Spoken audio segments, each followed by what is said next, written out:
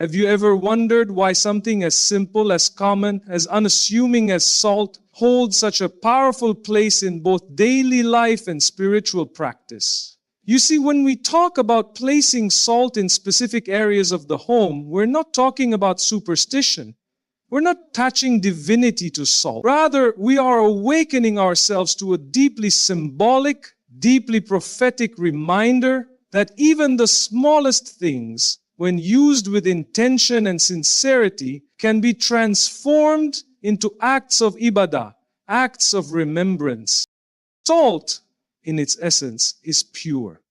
It preserves, it purifies, it balances, it protects. These are not just functions of chemistry. They are qualities that echo the attributes Allah wants us to reflect in our homes and our hearts. And here's the beauty. The Prophet Muhammad, the greatest teacher of balance and moderation, began and ended his meals with salt. Why? Was it just for taste? No! Our beloved Prophet was deeply intentional with everything he did. He understood that even the beginning and ending of a meal has spiritual dimensions. Salt, being a purifier, acted as a form of tahara, cleanliness, not just for the body, but for the soul. It became a subtle symbol of starting and ending with purification, of grounding the physical with the spiritual. There's a powerful lesson here. In a world addicted to excess, to flavors, to distractions, the Prophet chose salt, simple, modest, essential. He taught us that sometimes the most powerful solutions in life are not loud or glamorous. They're quiet, consistent, and essential. Salt doesn't scream for attention, but it changes everything it touches. Just like the sincere believer. Now let's reflect on what salt does. It preserves. It keeps things from spoiling. How many of our relationships need preservation? How many of our homes are decaying, not from the outside, but from within? Anger, pride, gossip, ungratefulness. These things rot the soul. Salt teaches us to keep things from spoiling, to protect what's valuable, to maintain what's pure. Salt also purifies. When you have a wound, a little salt burns, but it cleans. That's symbolic too. Sometimes the truth hurts. Sometimes healing requires discomfort. But like salt on a wound, truth spoken with sincerity can cleanse what's festering in silence. Maybe someone in the home needs that. A reminder, a gentle correction, a wake-up call. Salt reminds us that purification isn't always painless, but it is always worth it. And think about balance. Too much salt and the food is ruined. Too little and it's bland. Life is like that too. Islam is a religion of balance. Between dunya and akhirah, between hope and fear, between giving and receiving, between solitude and society. The believer must constantly check their salt level. Are we too harsh? Are we too soft? Are we bringing the right balance into our homes, our speech, our parenting, our marriages? Even from a psychological perspective, salt plays an interesting role. Studies show that the presence of salt in ancient cultures wasn't just about flavor, it was about boundaries. In some societies, they would draw a line of salt around an area to create a safe zone to signify protection. There's something instinctive in the human soul that sees salt as a purifier of space. We might laugh it off today, but let's ask ourselves, when we place salt in parts of the home, are we truly seeking to protect it spiritually? Are we invoking the one who has ultimate power? Are we reciting our du'as, trusting that our actions, even symbolic ones, are part of our tawakkul, our reliance on Allah? And don't forget, Allah tells us in the Qur'an, He does not change the condition of a people until they change what is within themselves. Surah Ar-Rad 11. Placing salt in our homes is not about superstition, it's about intention. It's a physical reminder to clean what's deeper. Just like we sweep the floor, dust the shelves, we must cleanse our energy, our thoughts, our intentions.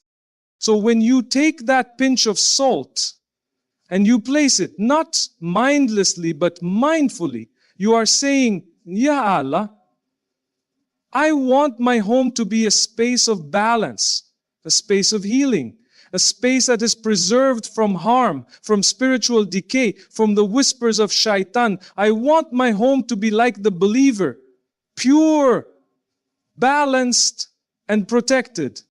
The salt doesn't hold the power. Allah does. But Allah honors intention. He sees the sincerity behind every small act, even a grain of salt. So the next time you touch salt, don't just taste it. Reflect. Reflect on what needs preserving in your life, what needs balancing, what needs purification, and ask Allah sincerely to do in your heart what salt does in the world. Cleanse it, preserve it, protect it. Because sometimes the smallest grain carries the heaviest reminder. And in that moment, watch how Allah begins to move in your home. When we speak about placing salt in the entrance of your home, some may dismiss it as symbolic or insignificant. But let me ask you, when did symbolism become meaningless in the life of a believer? In Islam, every action, every intention, every small gesture carries immense weight if it is rooted in sincerity and connection to Allah. Even smiling is a charity. So how then can we disregard the power of placing something as pure and preserving as salt at the gateway of our homes? The entrance of a home is not just where people walk in. It is where energy, emotion, and spiritual influence flow in and out. It's a threshold, a portal, and more importantly, it's the first place that reflects what lies within. The front door of your home is like the front door of your heart. It tells others whether this is a space of peace or chaos, light or darkness, remembrance or forgetfulness. That's why we're taught to say Bismillah when we enter, to greet the house with the name of Allah, and to seek refuge from shaitan. The Prophet said, when a man enters his house and mentions the name of Allah at the time of entering it and while eating the food, shaitan says, you have no place to stay and no evening meal. Ghumim. Imagine that. Just a mention of Allah at the door keeps evil out. So now, when you place salt at the entrance, it is not the salt itself keeping harm away, but it becomes a physical reminder, a marker of vigilance, of spiritual awareness. Let's go deeper. Psychologically, we are all affected by what crosses our boundaries. Just like germs or toxins can enter a body through an open wound, negative influences can enter a home that has no spiritual gate. And that gate is not made of wood or steel, it's made of consciousness, awareness. You see, people may come to your home smiling, but carry envy in their hearts. Others might not say a word, but their silent gaze, what we call ayn or evil eye, can shake the calmness of a household. When you place salt by your doorway, you're telling yourself and your family, we are guarding this space intentionally. Just like salt prevents decay in food, we are asking Allah to prevent decay in our faith, our family unity, and our peace. You're making a silent dua. Ya Allah, protect what enters this home. Make it beneficial, and if it is harmful, let it stop at the door. Think for a moment about how many things cross your threshold daily. Friends, relatives, delivery drivers, neighbors, even strangers at times. Some carry blessings, others bring unseen harm. But it's not just people, it's news, energy, distraction, arguments from the outside world that follow us in. The entrance becomes a spiritual filter, and we must choose what we allow in. We cannot be careless with our gates. And the Prophet was never careless. He would knock before entering, say salam with humility, and ask permission to enter his own household. What does that tell us? that a home isn't just a structure, it's a sanctuary. And sanctuaries must be protected with both spiritual armor and physical reminders. Now some might say, isn't dua enough? Why do we need physical actions like salt? But remember, in Islam we are taught to combine dua with effort. You tie your camel and you trust in Allah. The salt is you tying your camel. You are saying, Ya Allah, I will do what I can to make my home a safe place, and I trust you with the rest. There is also something powerful about ritual, not in the sense of blind repetition, but in the sense of anchoring meaning into action. When you physically place salt at your entrance with a clear intention, you're not performing magic, you're performing mindfulness. You're grounding your spiritual goals into your daily reality. It's a sacred habit, a moment of connection, a declaration that your home belongs to Allah, not to confusion, chaos, or corruption. And what about the children in the house? When they see their parents placing salt with intention, reciting dua, speaking about protecting the home with Allah's name, it shapes them. It teaches them that faith isn't just in the masjid or on prayer mats. Faith lives in every corner of the home, every gesture, every action. So let this practice be a signal, not to shaitan, but to yourself, that this home is guarded, that we do not let just anything in, that we value peace, presence, and purity. We lock our doors every night, fearing thieves, but how many lock their spiritual doors, fearing what is unseen? Place your salt. Recite your dua. Enter with Bismillah. And let your home be a place where Allah is remembered from the very first step. A place where every threshold is protected by your awareness and His mercy. Because when you guard the gate with the name of Allah, what is meant to harm you cannot even enter. Now let's speak about a place we often overlook. Not because we intend to, but because it hides in plain sight. The corners of our homes, the edges, the places we don't clean every day, that gather dust quietly, that go unnoticed until dirt forces our attention. And yet, these corners have something deeply symbolic to teach us about life, about the self, and about the spaces we inhabit both physically and spiritually. When you place salt in the corners of your rooms, you're doing more than just a physical act. You're making a conscious decision to address what is usually ignored. Isn't that what true transformation is?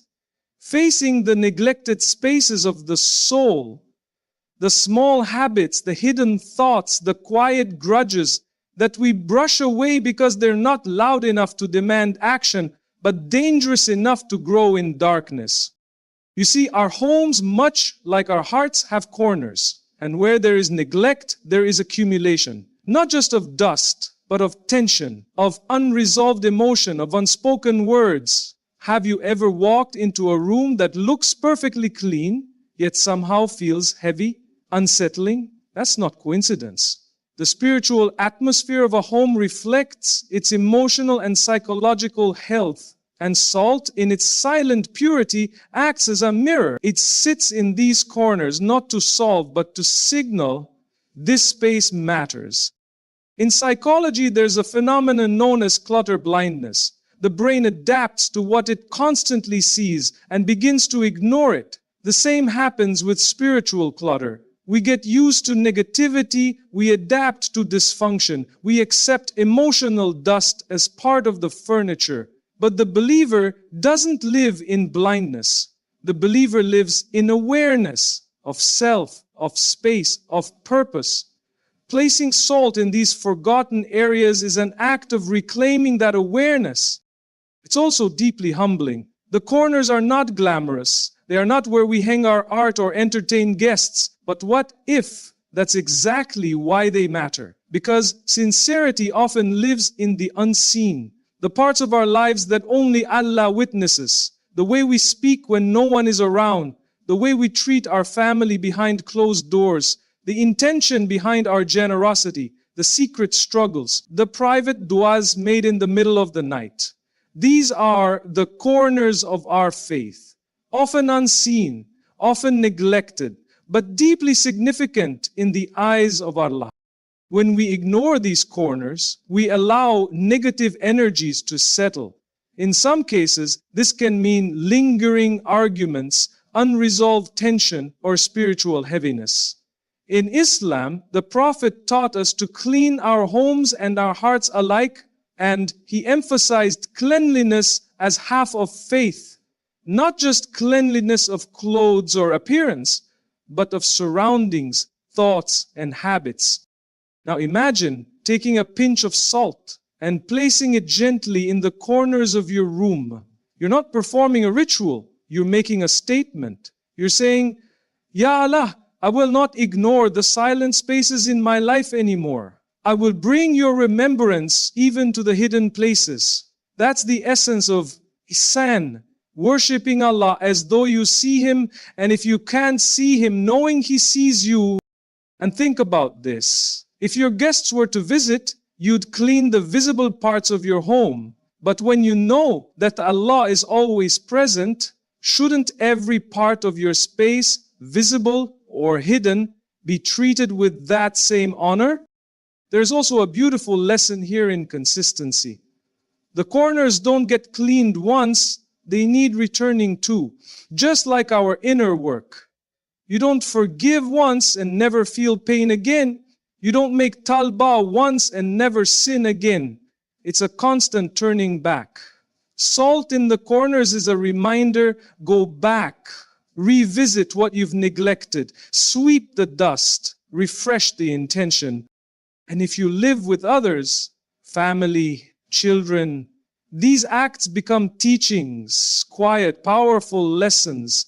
Your children may not understand why you place salt in corners now, but they will absorb the message. My parents paid attention to the details. They didn't let small things become big problems. They honored every part of this home with care and consciousness. So don't underestimate the spiritual intelligence of these acts. This isn't about salt. This is about sincerity, about symbolism, about declaring to yourself and to Allah that you are not content with surface level faith. You're ready to go into the corners, into the silence, into the places others ignore, because you know that's where real change begins. We clean corners not just to remove dust, but to say to Allah, nothing in my life is too small to bring into your light. And perhaps, just perhaps, it's in those quiet corners where the unseen help of Allah begins to manifest, where His mercy descends silently, where Barakah takes root, not with noise, but with stillness. So sweep the corners, place the salt, invite Allah into every inch of your home and your heart. Because when the believer honors what is hidden, Allah reveals what is divine. Let's now go to a space in the home where we are the most vulnerable. A space where our guard is down, our mind wanders freely, and the soul travels without us even realizing. That space is the bedroom, and more specifically, beneath the bed. A place many never think about in spiritual terms. Yet it's there, in that silence of the night, that some of the most significant spiritual struggles take place. We all know how important sleep is, not just for the body but for the soul. The Prophet Muhammad emphasized the sanctity of sleep and guided us with beautiful etiquette around it. To perform wudu before sleeping, to recite Ayat al-Kursi, to lie on the right side, and to remember Allah before we close our eyes. Why such detailed instruction about something as natural as sleep? Because the night is not just for rest, it's a doorway, a passage. And in that passage, our heart can either find peace or become a playground for shaitan. Placing a pinch of salt under the bed isn't about superstition. It's not about thinking salt will somehow block a bad dream. It's a symbolic act, a declaration. You're saying, even in my most unconscious state, I want to be connected to Allah. It's an act of intentional protection. And as we said before, salt preserves, it purifies, it protects. When you place it under the bed, you're anchoring yourself in that protection before you surrender your awareness to the world of sleep. And the truth is, night is not a neutral time. Many people experience anxiety, whispers, negative dreams, or sleep disturbances that seem to have no explanation. From an Islamic perspective, the Prophet taught us that shaitan does not rest when we do. The more unaware we are at night, the more spiritually unguarded, the easier it is for him to influence our subconscious. You may have noticed how some nights are filled with strange dreams, random fears, or sudden panic. Sometimes this isn't just about what you ate. Sometimes it's spiritual. Now consider the wisdom of the Prophet in making dikhaq before sleep. It wasn't about routine, it was about shielding. It was about placing spiritual armor over your heart before it entered its most exposed state. And here the salt under your bed becomes like a physical extension of that armor. It reminds you before you close your eyes that protection comes not from doors and locks, but from remembrance, from intention, from calling upon Allah Al-Tafiz, the ultimate protector. Even from a psychological angle, the space under the bed has meaning. It's where we often throw things we don't want to deal with. It's dark, it's dusty, it's ignored. Just like the fears we don't talk about, the unresolved emotions we bury, the thoughts that surface at 2 a.m. when the world is quiet and we are finally forced to sit with ourselves. Placing salt under the bed is like a silent gesture that says, I will not let these hidden places go unaddressed. I will bring purity even here. This habit also invites us to be more mindful before sleep, to pause, to slow down. In a world addicted to screens and scrolling, many of us fall asleep without any spiritual closure. No dua, no gratitude, no reflection, just exhaustion. Then we wonder why our sleep is restless. Why we wake up more tired than when we lay down, why we feel spiritually drained despite physical rest. It's because sleep without intention is just a physical act. But sleep with awareness, that becomes worship. The Prophet once said that even turning over in bed can be written as an act of worship if the heart is connected to Allah. So how can we take that lightly? When you place salt beneath your bed, you're not just acting for yourself. You're building a spiritual culture in your home. You're teaching your children that sleep is sacred, that protection is not just for the waking hours, that we seek Allah not just in the masjid, but also in our beds, in our dreams, in our silence. And remember, shaitan flees from the home where Allah is remembered. Not from where the Qur'an is displayed on the shelf, but from where the words are recited.